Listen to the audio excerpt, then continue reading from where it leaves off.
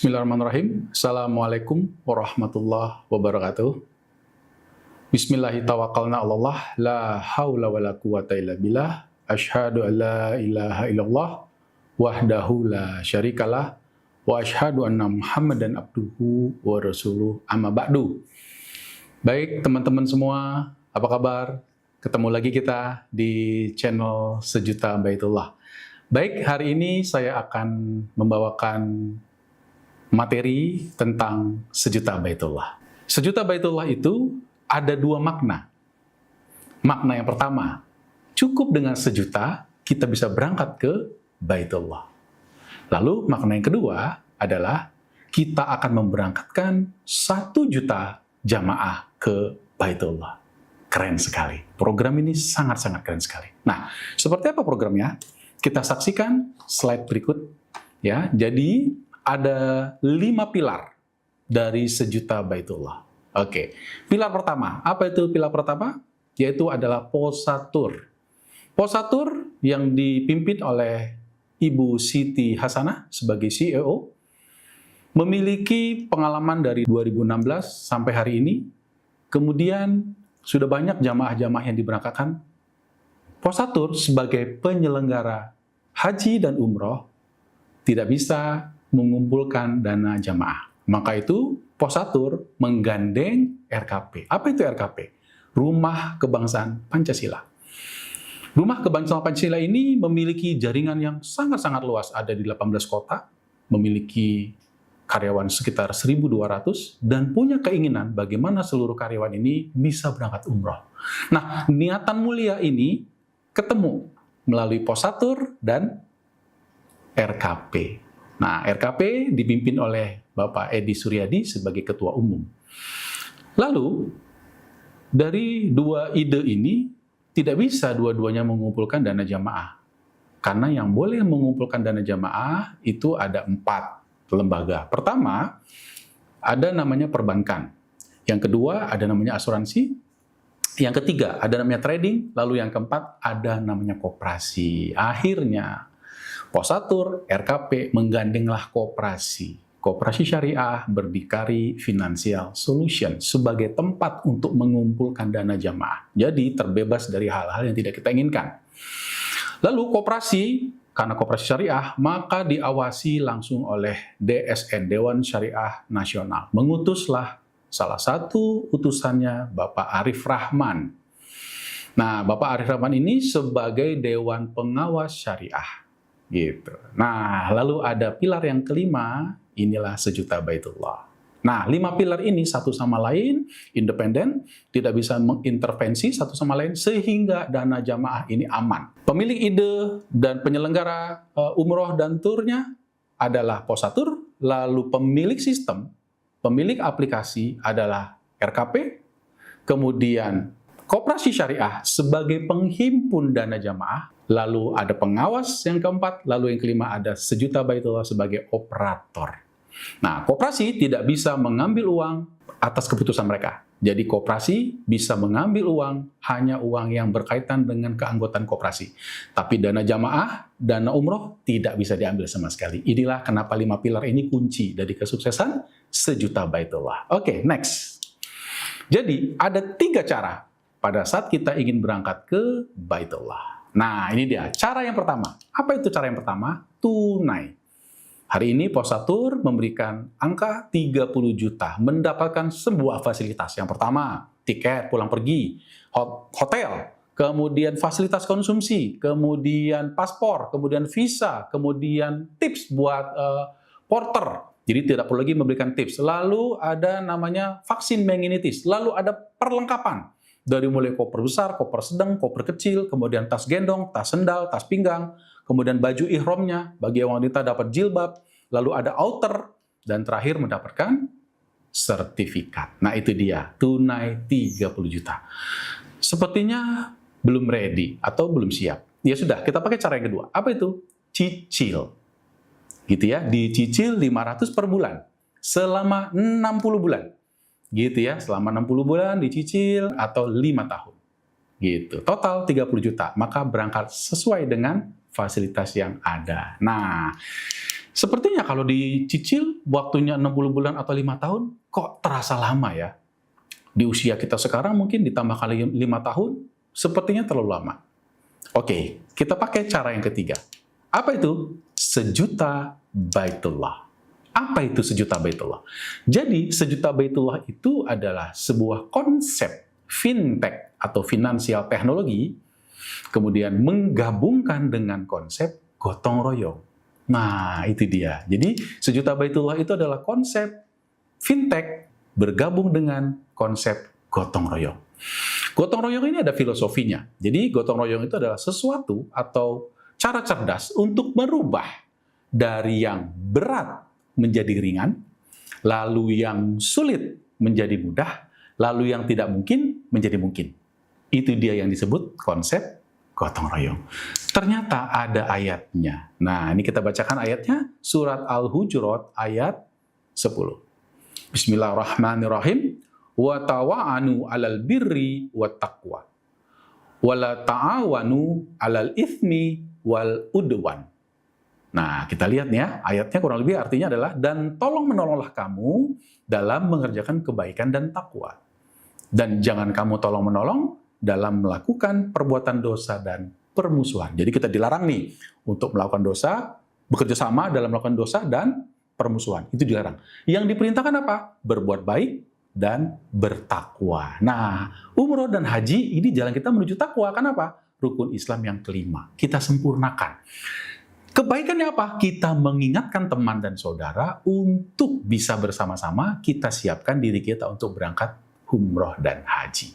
Itu dia yang dimaksud dengan kebaikan dan takwa. Disinilah konsep gotong royong itu kita realisasikan, kita laksanakan sesuai dengan dasar Quran. Surat Al-Hujurat ayat 10. Oke. Apa tugas kita? Tugas kita cukup syiar kepada 10 orang saja untuk bergabung dengan sejuta Baitullah. Hanya 10 orang saja. Dan itu pun kita akan bantu melalui meeting Zoom, presentasi offline di kantor kita, ada setiap hari Selasa dan hari Kamis, atau kita bikin dengan table talk dimanapun yang diinginkan. Jadi bisa kita bantu dari seluruh calon-calon jamaah untuk melakukan syiar kepada teman, saudara, atau siapapun. Itu bentuk kita membantu. Jadi cukup syiar kepada 10 orang saja. Nah, kita udah syiar nih kepada 10 orang ya. Lalu, apa yang terjadi setelah kita syiar kepada 10 orang? Keajaiban 10. Maksudnya apa itu keajaiban 10? Ini dia, kita lihat ayatnya. Bismillahirrahmanirrahim. Surat Al-An'am ayat 10 ya. Bismillahirrahmanirrahim. Man jaa'a bil hasanati falahu asru amsalihha. Nah, kurang lebih artinya, barang siapa yang membawa amal baik, maka baginya pahala atau balasan 10 kali lipat dari amalnya, dari perbuatannya. Jadi Allah berjanji akan melipat gandakan balasannya 10 kali dari setiap satu kebaikan yang kita lakukan. Kita udah syiar nih kepada 10 orang, maka Allah balas tiap-tiap satunya 10 orang kebaikan atau pahala. Seperti inilah keajaibannya. Maka tiap-tiap orang yang sudah kita syiar dan bergabung di sejuta Baitullah, maka dia akan melahirkan 10 keajaiban. Jadi setiap orang yang kita syiar tadi ada 10, tiap-tiap orang mendapatkan keajaiban 10 atau melakukan syiar kepada 10 orang. Seperti itu. Kita lihat sistemnya. Oke, sistemnya adalah pada saat kita bergabung ke sejuta Baitullah, kita mendaftarkan diri melalui aplikasi 1 juta. Cukup 1 juta saja. Ada apa dalam 1 juta itu? Ada 5 program.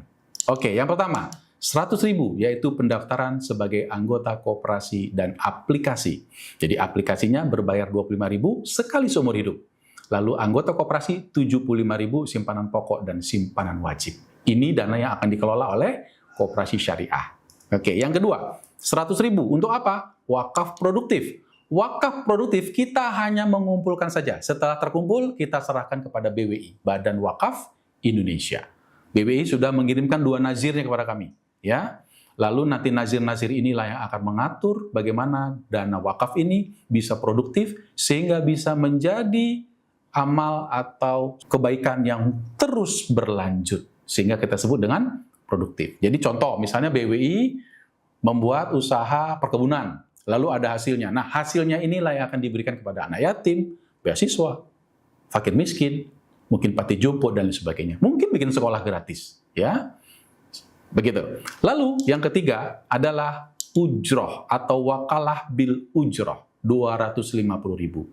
Untuk apa ini? Kita percayakan kepada koperasi, kita wakilkan kepada koperasi untuk membagi-bagikan ujroh kepada siapa saja yang syiar. Jadi, anggota koperasi yang syiar kepada calon jamaah sejuta baitullah mendapatkan ujroh. Gitu. Komposisinya nanti kita jelaskan berikutnya. Lalu program yang keempat adalah ta'awun atau santunan meninggal. Jadi semua anggota koperasi mendapatkan santunan meninggal maksimal 10 juta. Jadi maksimal 10 juta. Gitu ya. Contoh misalnya. Terkumpul dana santunan 100 juta misalnya. Ternyata anggota koperasi ada yang meninggal 10 orang. Ya sudah 100 juta dibagi kepada 10 orang. Masing-masing mendapatkan 10 juta. Pak, bagaimana kalau misalnya meninggal ternyata lebih banyak? Oke, misalnya kita anggap yang meninggal ada 20 orang. Maka 100 juta kita bagi 20. Maka per orang mendapatkan santunan 5 juta.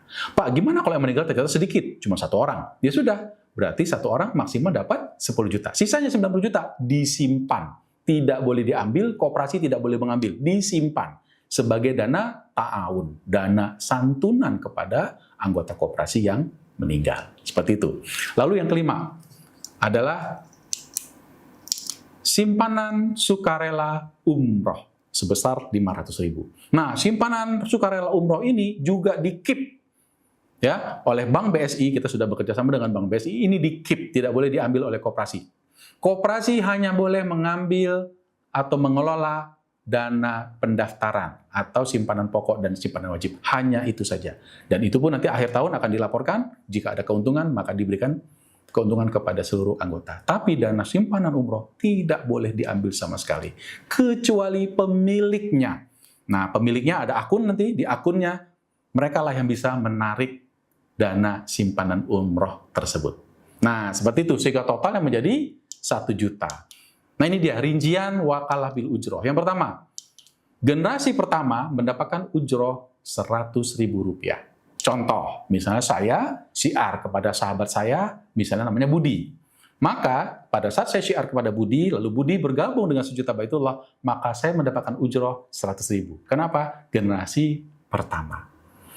Lalu Budi syiar lagi kepada Wati. Maka Wati adalah generasi kedua. Saya mendapatkan ujroh 30.000. Gitu ya. Lalu Wati syiar lagi kepada Dina. Maka Dina adalah generasi 3 saya. Maka saya dapat ujroh 30.000. Lalu Dina syiar lagi nih kepada Siti.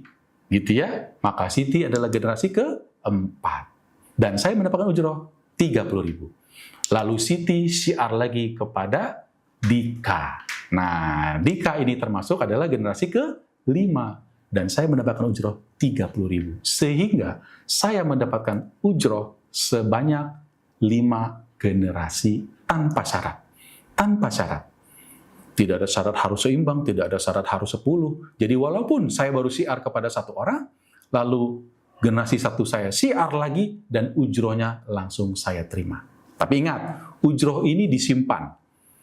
Bisa diambil maksimal hanya 30%. Kenapa? Karena niat kita ingin umroh. Gitu ya. Jadi ujroh ini tidak boleh diambil, harus dipenuhkan dulu kuota kita untuk menunaikan ibadah umroh 30 juta.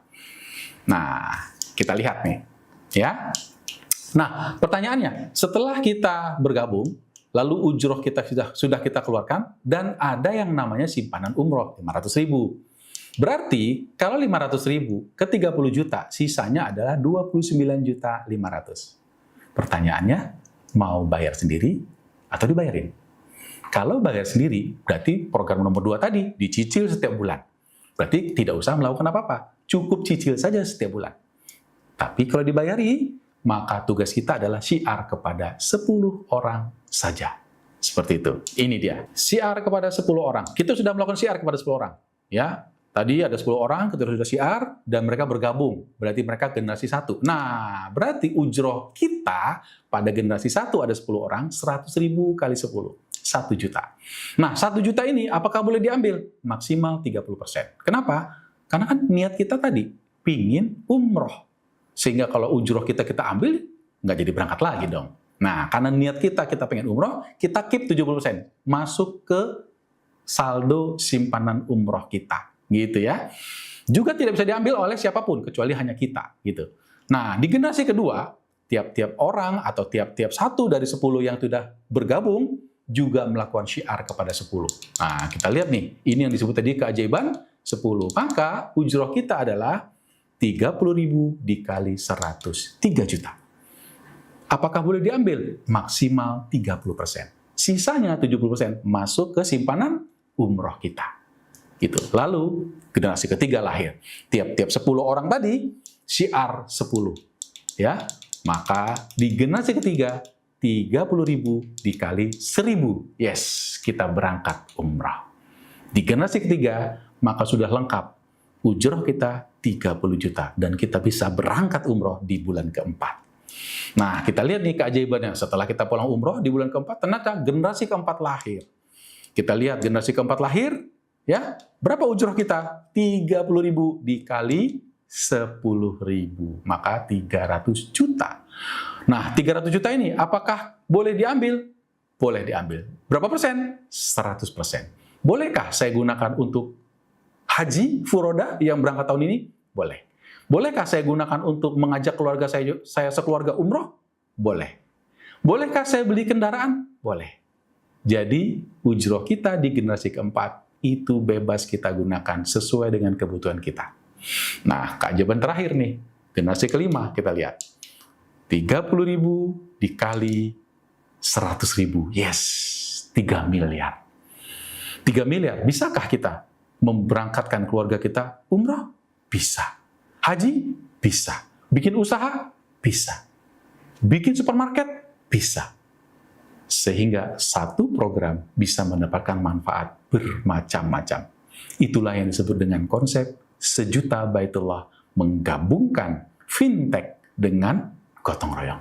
Oke, berikut kenapa 1 juta bisa menghasilkan potensi 3 miliar, kita lihat. Ya, video berikut. Everybody knows about playing with dominoes, but what you may not know is that a domino can knock over another domino which is about 1.5 times larger. So what I have here is a chain of dominoes.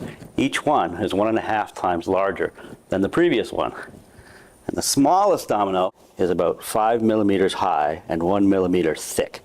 And I will carefully place it.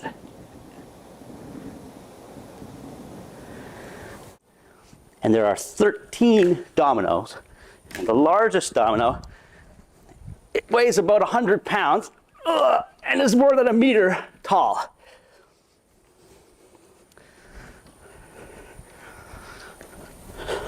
Ready?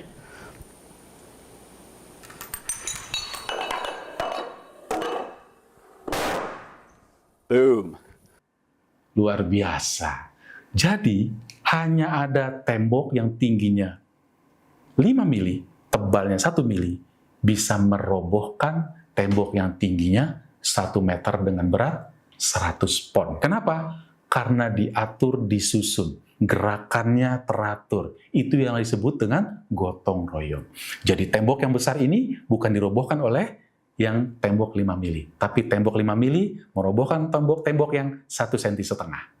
Dan begitu seterusnya. Sehingga sampailah kepada tembok yang 1 meter bisa ditumpangkan. Demikian buat teman-teman semua apa yang saya sampaikan tentang program Sejuta Baitullah. Semoga apa yang saya sampaikan nanti bisa mendapatkan inspirasi. Ya, jangan lupa segera bergabung bersama kami di Sejuta Baitullah. Terima kasih. Wassalamualaikum warahmatullahi wabarakatuh.